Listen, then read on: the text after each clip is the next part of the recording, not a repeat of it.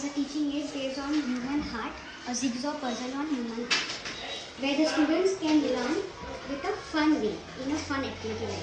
Here there are different parts of the heart where the student can fix up to make a complete model of the heart. So these are the different parts where the students can put.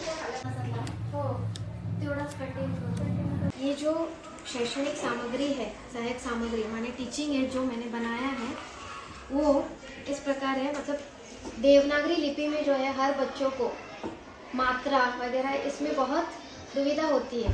इसे अंग्रेजी में आसानी से बच्चे अक्षर पहचानते हैं, शब्द बना लेते हैं, पर देवनागरी में क्या होता है, मात्राओं की वजह से उनमें बहुत सारी दुविधाएं होती है, कन्फ्यूजन होता है। तो इस वजह से यह एक शैक्षणिक सामग्री बनाई गई है, स्वर, व्यंजन और मात्राओं का खेल।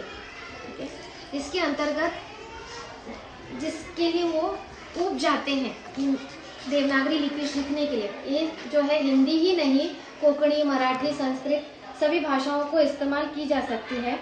इसके अंतर्गत कोई भी एक बच्चा आएगा, कोई एक व्यंजन वाला अक्षर उठाएगा और ऐसे नीचे रखने पर हमने ज अक्षर लगा दिया, तो उसके हिसाब से यहाँ पे जो बच्चा है स्वर भी सीखेगा, स्वर के साथ उसकी उस व्यंजन का आवाज़ भी सीखेगा।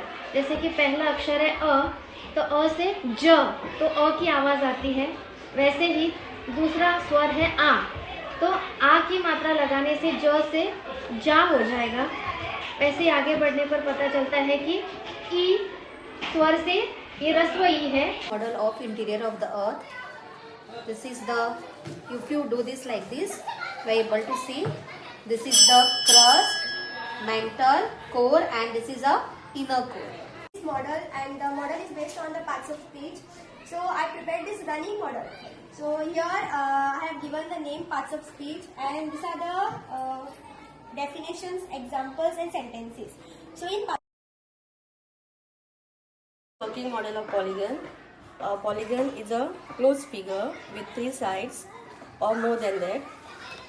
In this model, we can show the different shapes, and I can show the different angles between them. For example, a triangle with 3 sides.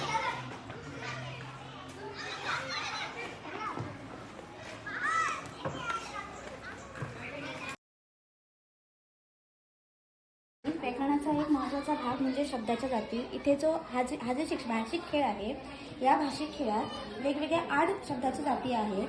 त्यात 2 भाग आहेत, विकारी आणि अविकारी।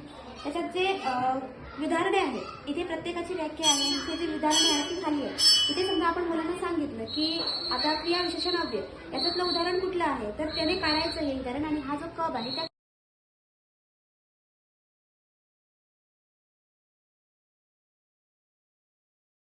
This is the miniature model of the rural life. We can use this teaching aid to show the rural life and how the olden days of the people were. And this teaching aid shows us about the rural life.